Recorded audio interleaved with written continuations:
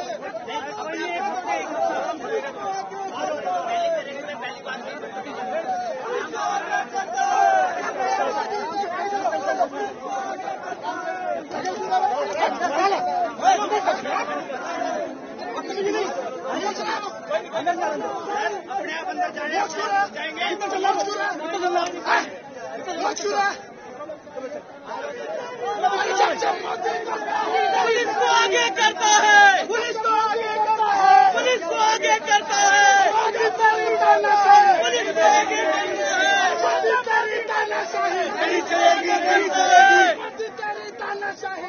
चलेगी, नहीं चलेगी, नहीं चलेगी, नहीं चलेगी।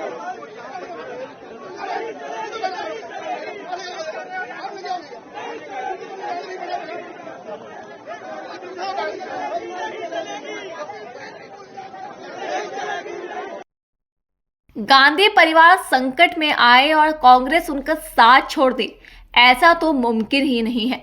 इसी को लेकर कांग्रेस सड़कों पर उतर चुकी है। बीजेपी की सच्चाई जनता के सामने लाने की बात कह रही है। कांग्रेस नेता सचिन पायलट और टीकाराम जूली ने कहा कि पूरा देश जानता है कि ईडी और सीबीआई भारत सरकार के राजनीतिक हथियार है। इसके साथ ही मध्य प्रदेश कांग्रेस अध्यक्ष जितेंद्र पटवारी ने कहा कि आज सोनिया गांधी पर, विपक्ष के नेताओं पर और लोकतांत्रिक व्यवस्थाओं पर कुठारघात है। वहीं कांग्रेस प्रदेश अध्यक्ष अजय राय ने कहा कि जब से राहुल गांधी सड़क से लेकर सदन तक इस सरकार को जवाब दे रहे हैं, तब से बीजेपी बौखला गई है। ये बात पूरा देश जानता है, बच्चा बच्चा जानता है कि ईडी और सीबीआई भारत सरकार का एक पॉलिटिकल टूल है। सोनिया गांधी जी की जो पब्लिक लाइफ है और पब्लिक डोमेन में है, उन पे कोई एक उनकी छवि को धूमिल करने की एक नाकाम कोशिश है। इस केस में जो तथ्य हैं वो अदालत के सामने आएंगे और मुझे न्यायपालिका पे पूरा भरोसा है। राहुल गांधी जी को लोकसभा से बर्खास्त किया गया, लेकिन अंत में सुप्रीम कोर्ट ने न्याय दिया, इसमें भी मिलेगा। लेकिन ये एक टारगेटेड कार्यप्रणाली है भाजपा सरकार की कि विरोधियों का मनोबल कम करने के लिए, चरित्र हनन करने के लिए एजेंसीज का दुरुपयोग करिए। इस पूरे प्रकरण में जो मैं देख रहा हूँ अखबार टीवी में, कोई ट्रांजैक्शन, कोई पैसे का लेन देन, कोई मुनाफाखोरी, ये नेहरू जी ने 90 साल पहले कोई संस्था शुरू करी थी, उसको बढ़ाने के लिए अगर कोई काम कर रहा है उसमें कोई गलत नहीं है। फिर भी मैं मानता हूँ ये जो कार्रवाई की जा रही है ये सिर्फ और सिर्फ एक बदले की भावना से की जा रही है। और जो 400 की बात करते थे 240 पे अटक गए और इंडिया अलायंस की 235 सीटें आ गई हैं, तो वो उस बात को हजम नहीं कर पा रहे हैं। और ये टारगेटेड जो कांग्रेस के नेताओं को डिफेम करने की जो कोशिश है, इसका जवाब हम देंगे, कोर्ट्स के अंदर देंगे, लेकिन सड़क पे भी देंगे। इंटरेस्टिंग ये है कि आप लोग कह रहे हैं कि अहमदाबाद में सेशन कांग्रेस ने की, जिस वजह से ईडी एक्टिव हुई। अब टाइमिंग आपके सामने है और ये केस बहुत लंबे समय से चल रहा है कि पूछताछ हो गई और ईडी का तो कन्विक्शन रेट है वो 1% है। छापे डालते हैं, चार्जशीट करते हैं, नोटिस देते हैं, लेकिन कोर्ट लताड़ती ईडी को कि आपका कन्विक्शन 1% है। रिकॉर्डेड हिस्ट्री है, मैं अपने आप से नहीं कह रहा हूं। तो ये तो सिर्फ पॉलिटिकली मोटिवेटेड होता है कि कैसे सुर्खियां में ध्यान डाइवर्ट करें। या टैरिफ लग रहे हैं, बेरोजगारी हो रही है, महंगाई, बिजली पानी के हाल बुरे हैं, किसान आत्महत्या कर रहा है, उस पर जवाब देना नहीं है। नेताओं को टारगेट करो, सुर्खियां बटोरो और ध्यान डाइवर्ट करो। लेकिन कांग्रेस जन जो है वो इसका जवाब देंगे न्यायपालिका के माध्यम से और सड़कों पर भी देंगे। देखिए, भारतीय जनता पार्टी जब से सत्ता के अंदर आई है तब से जो नेशनल एजेंसियां हैं इनका दुरुपयोग कर रही है, चाहे ईडी हो, चाहे इनकम टैक्स हो, चाहे सीबीआई।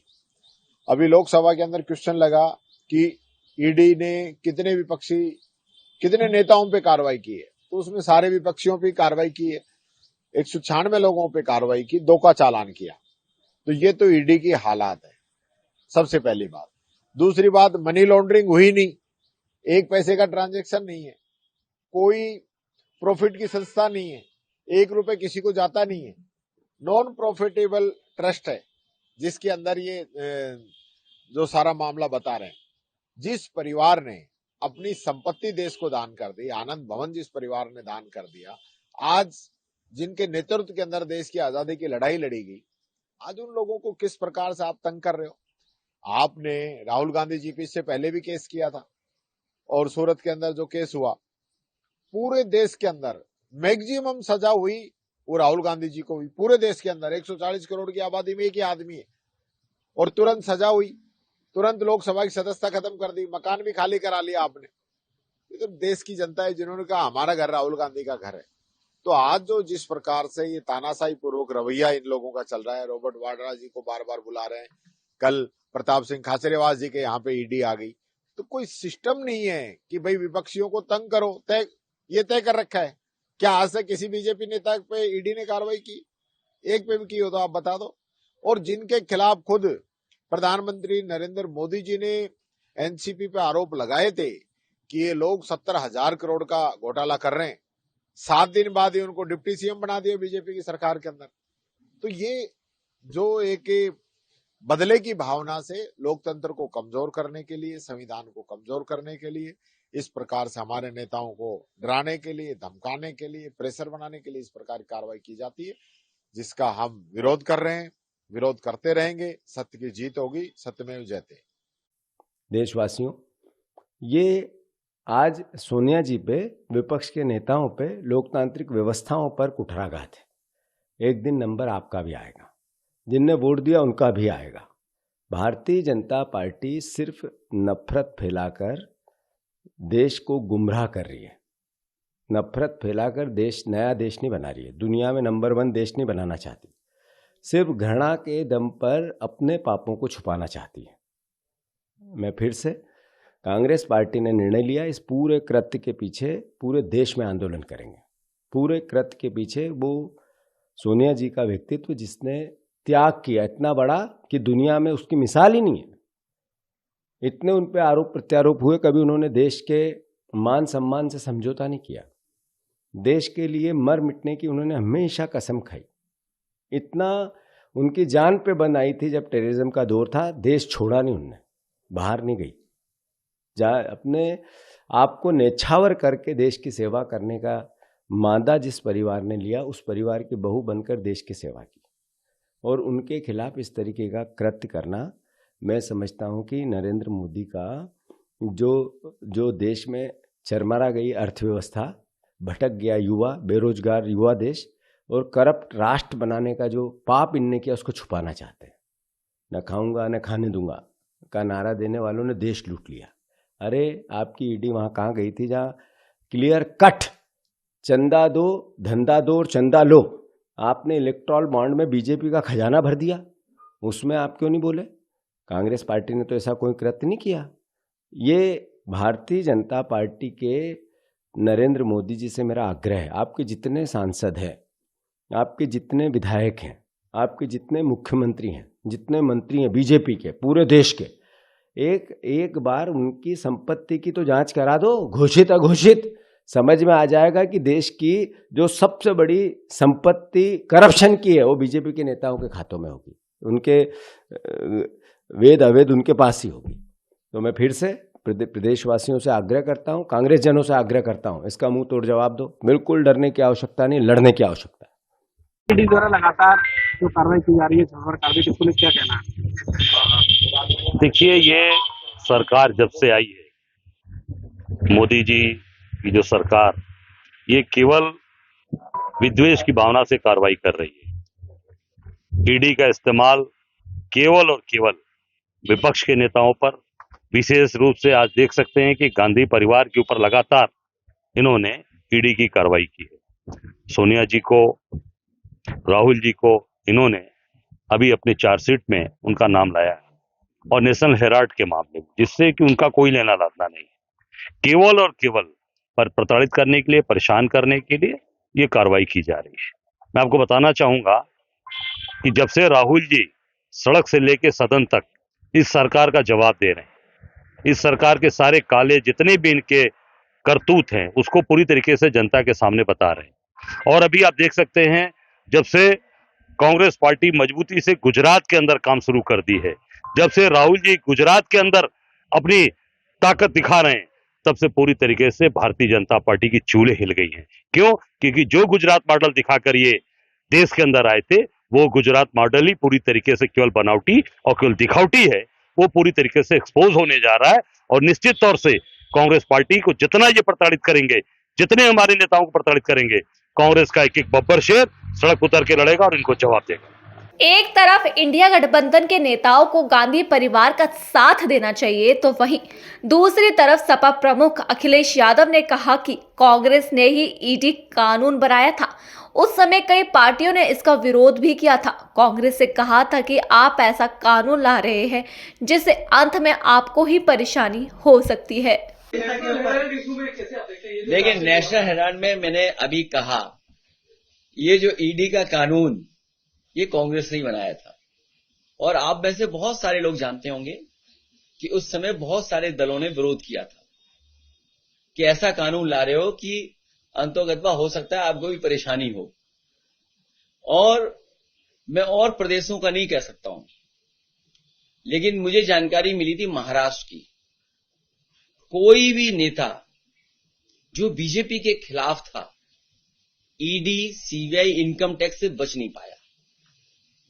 महाराष्ट्र का कोई भी नेता जो बीजेपी के अगेंस्ट था, वो बच नहीं पाया ईडी, सीबीआई, इनकम टैक्स से। और जो नेशनल हेराल्ड का इशू है, हमारा मानना, हमारी राय साफ है। हो सकता है मैं गलत हूं, लेकिन मैं ये समझ सकता हूं, इतनी समझ मुझे है कि ईडी जैसा विभाग खत्म कर देना चाहिए। मैं तो कांग्रेस पार्टी से कहूंगा कि वो कहें कि ईडी जैसा विभाग ही खत्म होना चाहिए। जब आपके पास इनकम टैक्स है, तो आप जीएसटी दे रहे हो, तो आप इसका मतलब इन विभागों पर भी भरोसा नहीं कर रहे हो। और यूपी में तो देखिए, नोटबंदी के बाद कितना रुपया निकला था। हमारे यहां तो आईएएस लोग भी गायब हैं, अंडरग्राउंड हैं। सुनने में आ रहा है कि मुखर्जी जी क्या रह रहे हैं वो। कहीं ऐसा हो सकता है कि जो इंसेंटिव दे रहे हो वो कमीशन ले रहे हो? जो इंसेंटिव ला रहे हो आपके यहां भी हुआ होगा इन्वेस्टमेंट मीट। तो इन्वेस्टमेंट मीट में जो इंसेंटिव दिए जाते हैं, कांग्रेस सांसद सोनिया गांधी और राहुल गांधी के खिलाफ ईडी की अभियोजन शिकायत पर कांग्रेस का आक्रोश कम होने का नाम नहीं ले रहा है, तो वहीं बीजेपी नेता कांग्रेस पर निशाना साधने में भी कोई कसर नहीं छोड़ रही है। चार्जशीट फाइल की है सीपीपी चेयरपर्सन सोनिया गांधी जी और leader of opposition Rahul Gandhi, कैसे देखें? देश जानता है 1937 की अखबार है नेशनल हेराल्ड। आजादी के 10 साल पहले वाली अखबार का नाम है नेशनल हेराल्ड। अंग्रेजों से लड़ने के लिए अखबार है नेशनल हेराल्ड। जब ये संघी अंग्रेजों की मुखबरी कर रहे थे ना, तब पंडित जवाहरलाल नेहरू जी ने ये नेशनल हेराल्ड अखबार अंग्रेजों से लड़ने के लिए खोली। और उसके बाद आज आजादी के 75 साल हो गए। वो नेशनल हेराल्ड तब भी थी, आज भी है, लेकिन कुछ साबित आज तक नहीं कर पाए। 10 साल से इनकी सरकार है, वही नेशनल हेराल्ड, वही कागज, वही पेपर, वही आरोप, वही झूठे, कुछ साबित नहीं कर पा रहे ये लोग। मैं अभी अटल बिहारी वाजपेयी जी के इंटरव्यूज देख कर आ रही हूँ। उस अटल बिहारी वाजपेयी जी के इंटरव्यू में भी जब ये बात उठी थी कि सोनिया गांधी जी पर हमले, निजी हमले, उन्हें भ्रष्ट बताने की कोशिश है, तो अटल बिहारी वाजपेयी जी ने कहा था ये गलत है। मैं भाजपा को कह रहा हूँ, भाजपा के कार्यकर्ता नेताओं को कह रहा हूँ, ऐसा मत करो, नहीं तो ये भारी पड़ेगा। और भारी पड़ा अटल बिहारी वाजपेयी जी को कि सरकार जानी पड़ी। आज नरेंद्र मोदी जी की सरकार है, बैसाखियों के दम पर वो सरकार है। बिहार के नीतीश और आंध्र प्रदेश के नायडू के दम पर है। ये वही नायडू हैं जिन्हें घसीटते हुए भ्रष्टाचार में ईडी लेकर जा रही थी जेल, और फिर समझौते होते हैं, वो मुख्यमंत्री होते हैं और इनकी सरकार बैसाखी पर चल रही। राहुल गांधी जी आज गुजरात में, कांग्रेस का महाधिवेशन गुजरात में होता है, और गुजरात में चुनौती संसद में खड़े होकर अमित शाह मोदी जी को आंखों में डालकर दी है कि हम गुजरात को न्याय दिलाएंगे, हम गुजरात में आपको हराएंगे। ये बौखलाहट है कि किसी तरह भी अब राहुल गांधी जी को गुजरात जाने से रोका जाए, बिहार जाने से रोका जाए, देश में जाने से रोका जाए, उन्हें इनमें उलझाया जाए। वो उलझने वाले नहीं है। और सोनिया गांधी जी की जहां तक बात है, उन्होंने पूरी जिंदगी इस धरती, इस मिट्टी पर उनके परिवार के खून कहें, शहादतें कहें, उनका समर्पण, संघर्ष, त्याग कहें, वो दुनिया के सामने है। वो ना कभी गई हैं कहीं, ना जाएंगी, यहीं खड़े होकर इन तानाशाहों का मुकाबला करेंगी। और राहुल गांधी जी को हम विश्वास सबको है कि पूरा देश का कार्यकर्ता आज देश में एक आवाज पर रात को पता लगा है, सड़कों पर उतर के आया है। इस सरकार को हम झुकाएंगे। वो कोई और होंगे मोदी जी जो आपकी ईडी सीबीआई से डर गए, आपकी वॉशिंग मशीन में धुल गए, आपके मंत्री और मुख्यमंत्री बन गए। ये राहुल गांधी हैं। इनकी रगों में गांधी का खून है। आरएसएस और गोडसे का खून नहीं है गद्दारी वाला। ये इस मिट्टी में मिल जाएंगे पर झुकेंगे नहीं। नरेंद्र मोदी जी, ये ईडी और इन संवैधानिक संस्थाओं का दुरुपयोग बंद करिए। देश की ज्वलंत मुद्दों पर ध्यान लाइए। आज बेरोजगारी, आज महंगाई, आज वाराणसी में गैंग रेप होता है आपके संसदीय क्षेत्र में। किसान तरस से न्याय मांग रहा है। आदिवासी, आपको किसी की चिंता नहीं है। आप विवादित बयान देकर आज भी विवादित बिलों पर लाकर देश का ध्यान भटकाना चाहते हैं, राहुल गांधी जी को खामोश करना चाहते हैं। यही आपकी सबसे बड़ी भूल और आपकी उल्टी गिनती शुरू करें। जी बिल्कुल, हम सिरसा में भी करने जा रहे हैं। अभी इस मीटिंग के बाद करेंगे हम। और ये केवल और केवल राजनीतिक भावना से प्रेरित कांग्रेस पार्टी से, राहुल जी की सच्चाई से डरकर इस तरह की कार्रवाई कर रहे हैं। आपने देखा कि चाहे इनका परिवार, पूरे परिवार के खिलाफ इस तरह से किया जा रहा है। सोनिया जी राहुल जी पर झूठे ऐसे इल्जाम लगाकर आज एकदम जैसे चार्जशीट फाइल की गई है। कांग्रेस पार्टी इस बात को कतई एक्सेप्ट नहीं करेगी और हमको सड़कों पर उतरना होगा। जिस भी फोरम पर ये लड़ाई लड़नी होगी, हम सच्चाई की लड़ाई लड़ेंगे। राहुल जी की, सोनिया जी की आवाज दबने वाली नहीं है। ये वही परिवार है और ये वही कांग्रेस पार्टी है जिसने देश को आजादी दिलाई। अंग्रेजों से हम नहीं दबे थे, तो इनसे, इनकी दमनकारी नीतियों से हम नहीं दबने वाले। वक़्फ़ बिल को लेके आज सुनवाई है सुप्रीम कोर्ट। हाँ ठीक है, अब देखते हैं सुप्रीम कोर्ट उस पर क्या व्यू लेता है। बिल्कुल, हमारे लोग आक्रोशित हैं, जनता आक्रोशित है, कांग्रेस का कार्यकर्ता आक्रोशित है। एक 12 साल के फर्जी केस में आपको 365वें दिन याद आया चार्जशीट दायर करने के लिए। चार्जशीट में आपने मनी लॉन्ड्रिंग का केस लगाया है। उस केस में जहां पर एक पैसे का लेन देन नहीं हुआ, एक एसेट ट्रांसफर नहीं हुआ। उस केस में जहां पर यंग इंडियन एक नॉट फॉर प्रॉफिट कंपनी है, जो कि सेक्शन 25 के अंतर्गत है, वो अपने किसी शेयर होल्डर को एक नए पैसे का मुनाफा, सैलरी, डिविडेंड कुछ नहीं दे सकता है। एक ऐसे केस में एजेएल जो नेशनल हेराल्ड छापता था, उसके खिलाफ आप ये कर रहे हैं। असलियत ये है कि ये नरेंद्र मोदी जी की प्रतिशोध की राजनीति है, ये मोदी जी की घिनौनी राजनीति है और इसका सामना हम कोर्ट में करेंगे। लेकिन जो लोगों का आक्रोश है, जो जनता आक्रोश है, जो हमारे कार्यकर्ताओं का आक्रोश है, वो बिल्कुल आपको दिख रहा है, क्योंकि ये दिखाता है कि नरेंद्र मोदी जी डरते हैं, वो हमारे नेता से डरते हैं, वो उन मुद्दों से डरते हैं जो हम उठाते हैं, और वो कांग्रेस का जो संगठनात्मक ढांचा तैयार हो रहा है उससे भयभीत है, घबराए हुए हैं।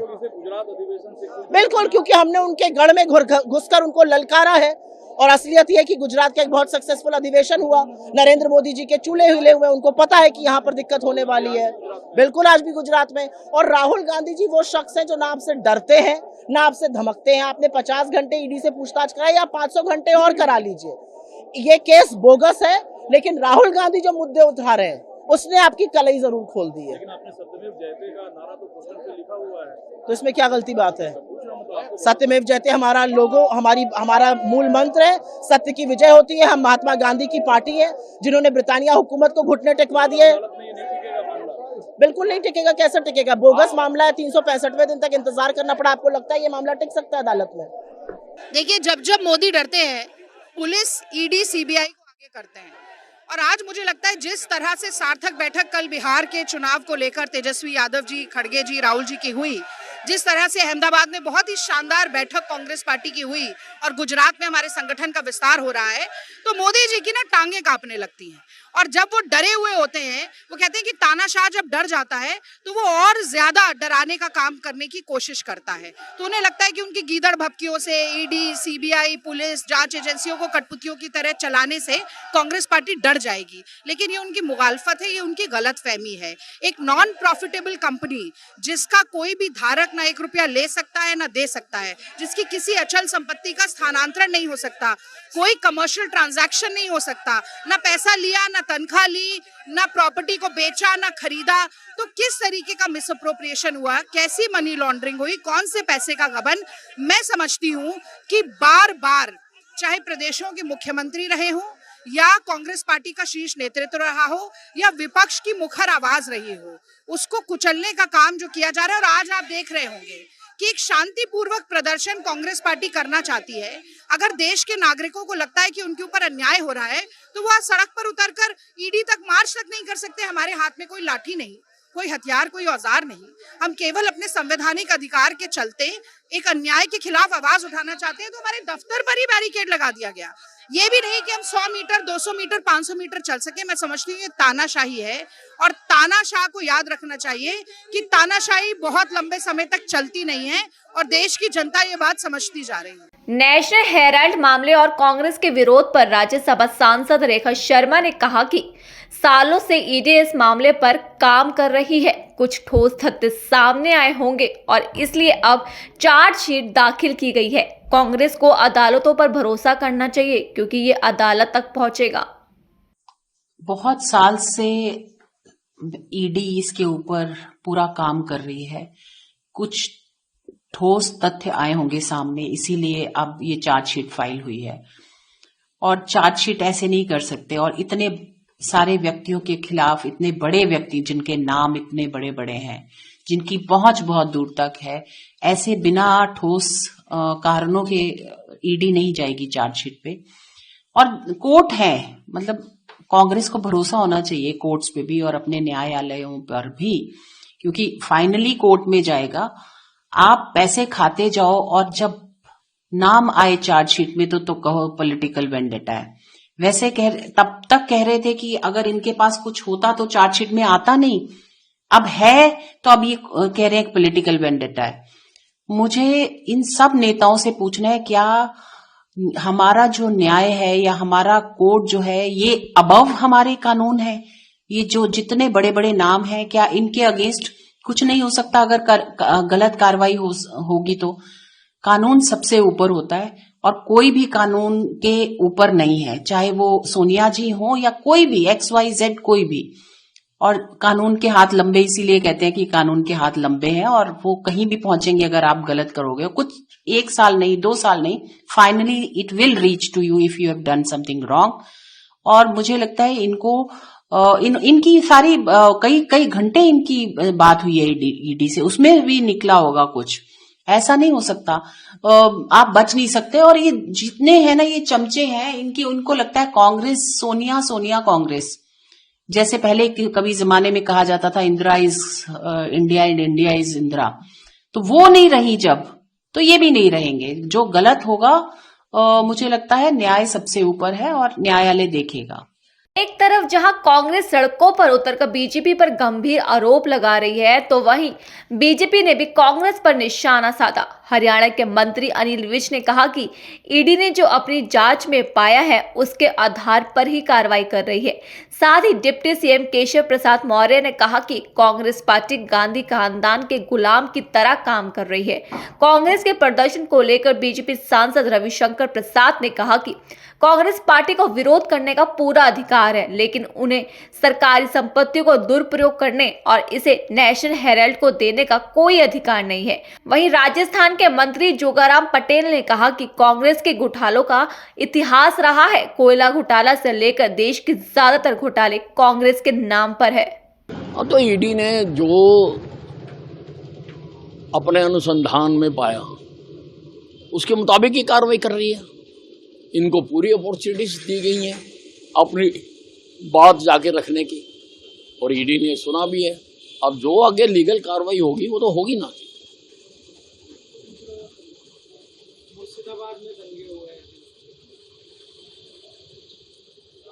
ममता बनर्जी में तो मुझको लगता है कि बांग्लादेश के प्रेसिडेंट मोहम्मद यूनुस की आत्मा आ गई है,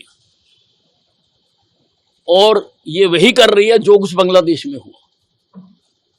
ये तो किसी अच्छे तांत्रिक से उसकी आत्मा को बाहर निकालना पड़ेगा। देखिए, कांग्रेस पार्टी गांधी खानदान के गुलाम की तरह काम कर रही है।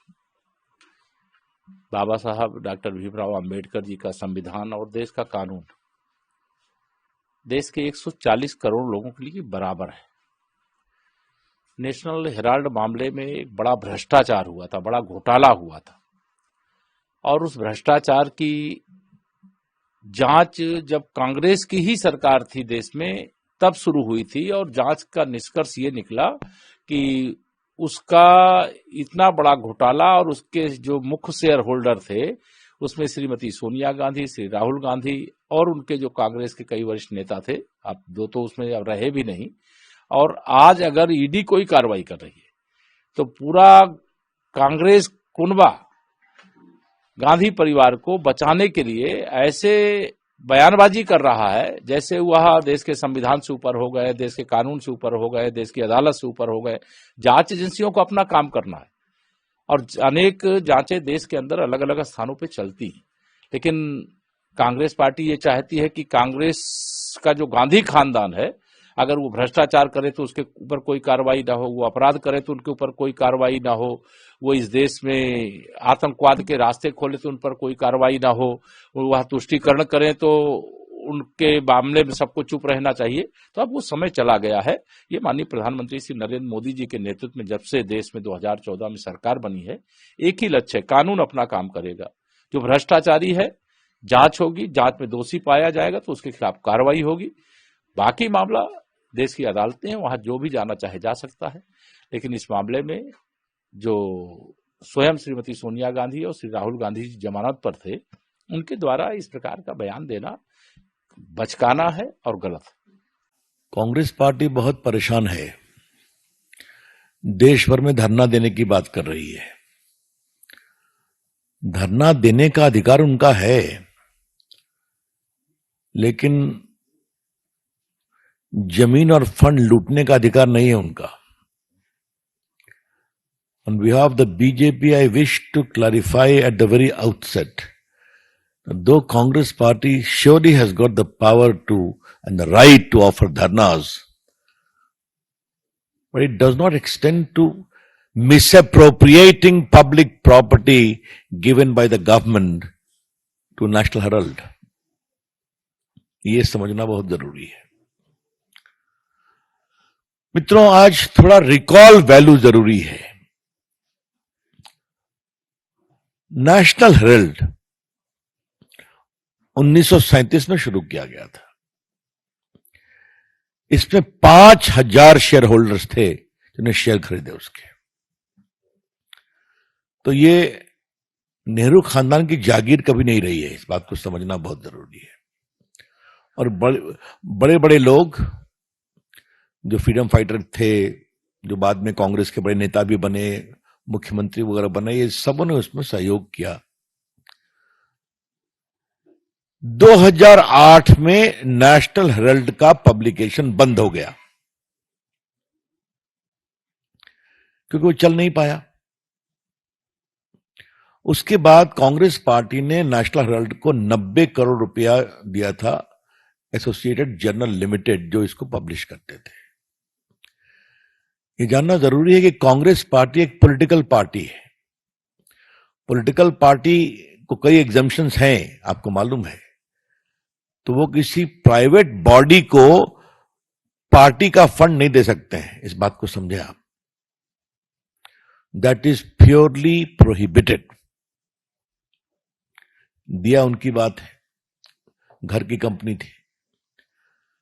अब उसके बाद उसने कहा आपका लोन हम दे नहीं सकते। तो दे नहीं सकते तो एक बड़े इंटरेस्टिंग तरीके से एक कॉरपोरेट षड्यंत्र किया गया, कैसे ये पूरी संपत्ति आ जाए परिवार के हाथ में। तो जो एक कंपनी बनाई गई यंग इंडिया कर करके, उसमें 38% शेयर सोनिया जी का, 38% राहुल जी का, और बाकी मोतीलाल वोरा और बाकी लोग का था, ऑस्कर फर्नांडिस वगैरह इस टाइप के लोग थे वहां पर। ये इक्विटी शेयर 9 करोड़ के पूरे शेयर इस यंग इंडिया कंपनी को ट्रांसफर कर दिए गए। ये 9 करोड़ का ट्रांसफर होना बड़ी बात नहीं है। इस 9 करोड़ शेयर के ट्रांसफर होने के बाद यंग इंडिया कंपनी, जिसके 76% शेयर होल्डर्स सोनिया जी और राहुल जी थे, उसके हाथ में एसोसिएटेड जर्नल की पूरी संपत्ति आ गई। और ये संपत्ति क्या क्या है? दिल्ली में बहादुर शाह जफर पर एक प्रॉपर्टी, मुंबई में प्रॉपर्टी, लखनऊ में प्रॉपर्टी, भोपाल में प्रॉपर्टी, पटना में प्रॉपर्टी, जो हजारों करोड़ की है। ये कहा गया कि यंग इंडिया लिमिटेड वो नॉन प्रॉफिट ऑर्गेनाइजेशन था, चैरिटेबल पर्पस के लिए। आज तक उन्होंने क्या चैरिटेबल पर्पस किया है कुछ पता नहीं है। इसके बाद एक प्राइवेट कंप्लेंट होता है, बाकी कार्रवाई होती है, फिर ईडी मामले का इन्वेस्टिगेशन करती है। यहां पर 3-4 चीजों को पार्टी के मंच से फैक्चुअली रिकॉल करना जरूरी है। ईडी ने कांग्रेस के वर्तमान अध्यक्ष मोतीलाल खरगे को भी इंटरोगेट किया था, क्योंकि वही एकमात्र थे एम्प्लॉय, मोतीलाल वोरा, सॉरी। तो ये इस बात को समझना चाहिए कि वही एक एम्प्लॉय थे, अब तो नहीं रहे। Thank you Sanjay. उसके बाद पवन बंसल थे, उनको इंटरोगेट किया। फिर सोनिया जी और राहुल गांधी को भी इंटरोगेट किया कई घंटों तक। स्वाभाविक कोई जवाब नहीं था। और ये जो 90 करोड़ बकाया था, इसका हिसाब क्या किया जाएगा? तो 50 लाख रुपया दे दिया गया एसोसिएट जर्नल को, और सारा लोन राइट ऑफ हो गया नेशनल हेराल्ड को प्रकाशित करने वाली कंपनी का। एक बात है, कॉमर्स में इस परिवार का जवाब नहीं है। 50 लाख में 90 करोड़ की संपत्ति प्राप्त कर लेना, 90 करोड़ राइट ऑफ कर देना, और हजारों करोड़ की संपत्ति का मालिकाना हक प्राप्त कर लेना, और दूसरे एक सदस्य जो मेंबर हैं 3 करोड़ में जमीन खरीदते हैं हरियाणा में और कमर्शियल यूज हो जाता है और 58 करोड़ रुपए में बेच देते हैं। तो ये तो इस देश को सीखना चाहिए कि ये जो गांधी मॉडल ऑफ डेवलपमेंट है, इसलिए मैं इसको गांधी मॉडल ऑफ डेवलपमेंट कह रहा हूं, गांधी जी नहीं, Gandhi model of development. Be very clear about it. देखिए, कांग्रेस का इतिहास घोटाले का इतिहास रहा है।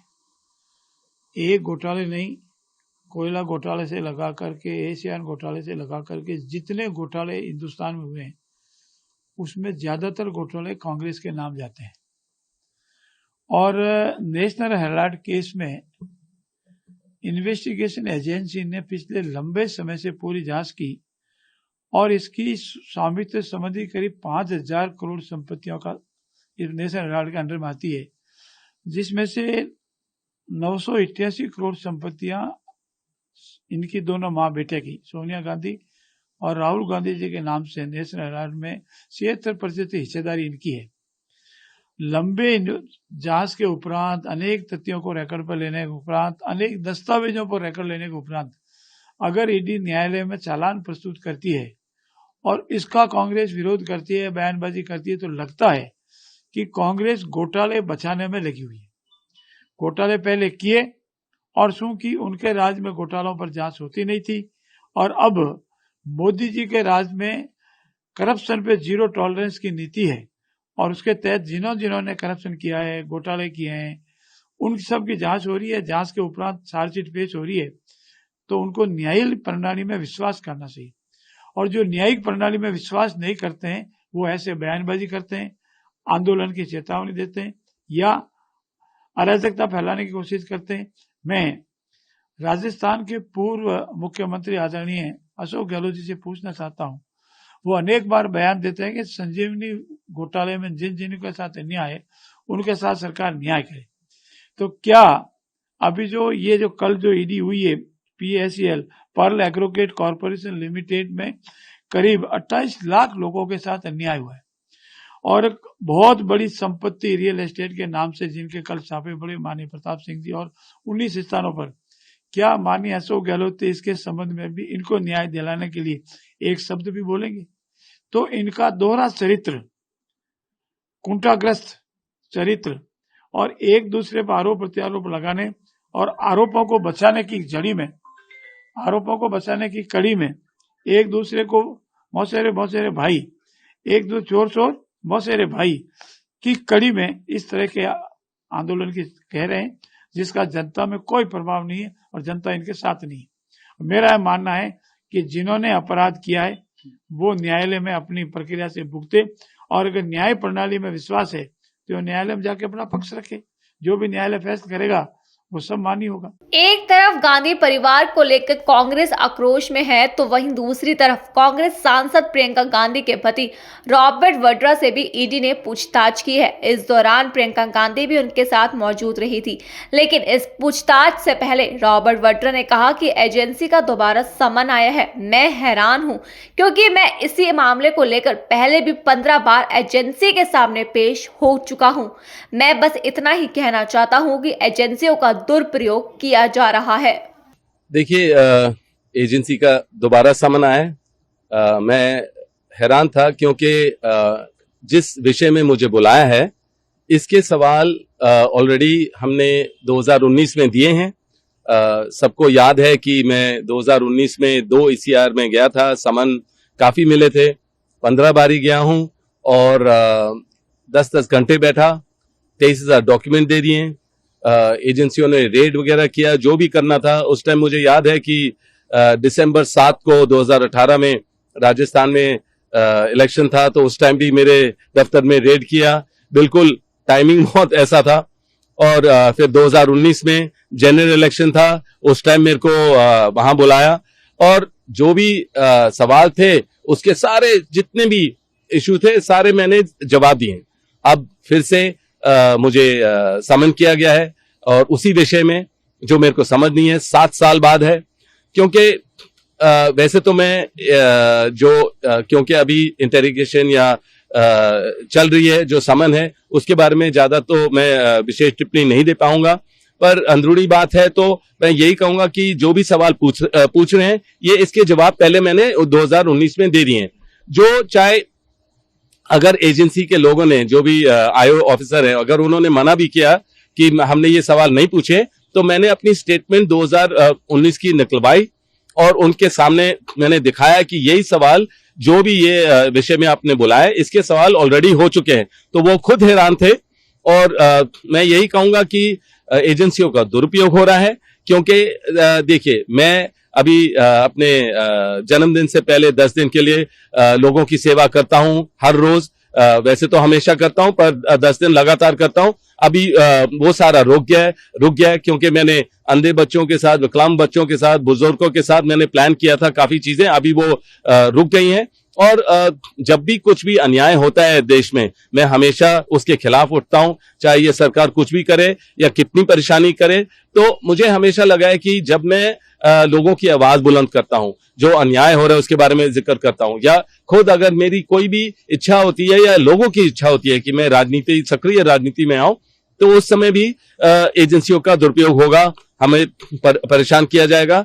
और मैं हैरान नहीं हूं कि उसी समय जिस दिन मुझे समन दिया या मैं एजेंसी पे गया हूं, उसी दिन राहुल और सोनिया जी को चार्जशीट किया गया है। तो ये इनका प्रचार करने का तरीका है सरकार का कि बीजेपी को की एजेंसियों को गलत इस्तेमाल किया जाए और प्रेशर डाला जाए। पर हमें इससे हम और मजबूत होते हैं। मुझे पता है हमारी जो सोच है और मजबूत होती है, हमारे परिवार के रिश्ते बहुत मजबूत होते हैं और हमें झेलने की क्षमता है और लड़ते रहेंगे, सच्चाई के लिए लड़ते रहेंगे। और मुझे पता है कि हर चीज स्पष्ट हो जाएगा, जितनी बारी भी भेजेंगे हर चीज स्पष्ट ऑलरेडी है, पर फिर भी मैं हर क्लियर तरीके से बोलता हूं। और मैं यही कहूंगा कि अभी जो कहीं भी अगर कोई भी उम्मीदवार होता है, एजेंसियों को भेजा जाता है, केस शुरू हो जाएंगे और जैसे ही वहां इलेक्शन खत्म होता है उनका पता ही नहीं चलता है, केस खत्म हो जाता है, हर चीज होता है। तो ये जो गलत हो रहा है, ये जनता का, मेरा जो अनुभव है जनता के साथ, वो हमेशा यही बोलते हैं कि एजेंसियों पर हमें भरोसा नहीं है, क्योंकि उनको जब भी कोई इलेक्शन होता है या कभी भी उनको किसी को गलत तरीके से दिखाना होता है, तो वही चीज दोबारा उनको तंग किया जाता है और एजेंसियों के द्वारा। गांधी परिवार के लिए बड़ी परेशानी के बाद कांग्रेस का गुस्सा थमने का नाम नहीं ले रहा है।